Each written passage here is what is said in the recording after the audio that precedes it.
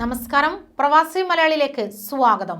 Gulf രാജ്യങ്ങളുടെ യാത്രാവിലക്കിൽ നട്ടം തിരിയുകയാണ് പ്രവാസ ലോകം. ഇപ്പോൾ ഇതാ മറ്റൊരു തിരിച്ചടി കൂടി നൽകിയിരിക്കുകയാണ് കുവൈറ്റ്. കുവൈറ്റിലേക്ക് ഇന്ത്യ ഉൾപ്പെടെ 5 രാജ്യക്കാർക്ക് നേരിട്ടുള്ള പ്രവേശനം റദ്ദാക്കിയിരിക്കുന്നു. വേറെ ഒരു രാജ്യത്ത് 14 ദിവസം താമസിച്ച ശേഷം മാത്രം കുവൈറ്റിൽ പ്രവേശിക്കാമെന്ന് അധികൃതർ അറിയിച്ചിരിക്കുന്നു. ബംഗ്ലാദേശ്, ഇന്ത്യ, ശ്രീലങ്ക, പാകിസ്ഥാൻ, നേപ്പാൾ എന്നീ രാജ്യങ്ങൾക്കാണ് ഇത്തരത്തിൽ ഒരു വിലക്ക് ഏർപ്പെടുത്തിയിരിക്കുന്നത്.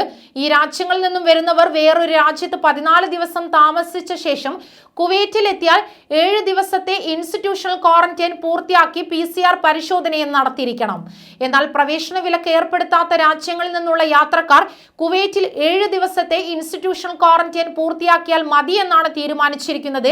മാത്രമല്ല, PCR പരിശോധന നടത്തി ഫലം നെഗറ്റീവ് ആണെങ്കിൽ ക്വാറന്റൈൻ അവസാനിപ്പിക്കാമെന്നും കുവൈറ്റ് വിമാനത്താവളം DGCA സർക്കുലറിലൂടെ കുവൈറ്റ് അധികൃതർ അറിയിച്ചിരിക്കുന്നു. അതേസമയം പൂർണ്ണമായി വാക്സിനേഷൻ കിട്ടിയ പ്രവാസികൾക്ക് ഓഗസ്റ്റ് 1 മുതൽ രാജ്യത്തേക്ക് മടങ്ങിയെത്താൻ അനുമതി നൽകാൻ കുവൈറ്റ് ക്യാബിനറ്റ് തീരുമാനമെടുത്തിരിക്കുന്നു. എന്നാൽ ഇന്ത്യ അടക്കമുള്ള 5 രാജ്യങ്ങൾ നേരിട്ട് പ്രവേശനം റദ്ദാക്കുകയായിരുന്നു ചെയ്തത്. 7 മാസമായി വിദേശ സർവീസുകൾക്കുള്ള ഈ വിലക്ക് തുടരുകയാണ്. എന്നാൽ ഈ വിലക്ക് ശനിയാഴ്ച രാത്രി 11:59 അവസാനിക്കുമെന്ന് Kuwait director general of civil aviation അറിയിച്ചിരുന്നു. ഞായറാഴ്ച മുതൽ വിദേശികൾക്ക് കുവൈറ്റിലേക്ക് മടങ്ങിച്ചൊല്ലുവാൻ അവസരം ഒരുക്കുകയായിരുന്നു. എന്നാൽ അതിനു മുന്നേ മുസാഫിർ പ്ലാറ്റ്ഫോമിൽ രജിസ്റ്റർ ചെയ്തിരിക്കണം. രാജ്യത്ത് റെസിഡൻസി വിസയുള്ളവർ ഫൈസർ, ആസ്ട്രസെനക്ക, മൊഡേണ വാക്സിനുകളുടെ 2 ഡോസുകളോ ജോൺസൺ ആൻഡ് ജോൺസന്റെ 1 ഡോസോ എടുത്തവരുമായ പ്രവാസികൾക്ക് മാത്രമാണ് പ്രവേശനാനുമതി നൽകുന്നത്. യാത്രയ്ക്ക് മുന്നേ വാക്സിനേഷൻ വിവരങ്ങളടക്കം ഷലോനിക് ആപ്പിലും കുവൈറ്റ് മുസാഫിർ പ്ലാറ്റ്ഫോമിലും അപ്ലോഡ് ചെയ്ത് രജിസ്ട്രേഷൻ നടപടികൾ പൂർത്തീകരിച്ചിരിക്കണം. ആപ്പിൽ ഇമ്മ്യൂൺ സ്റ്റാറ്റസ് വ്യക്തമാക്കുന്ന ഗ്രീൻ കളർ കോഡ് കിട്ടുന്നവർക്ക് മാത്രമായിരിക്കും അനുവാദം കിട്ടുക.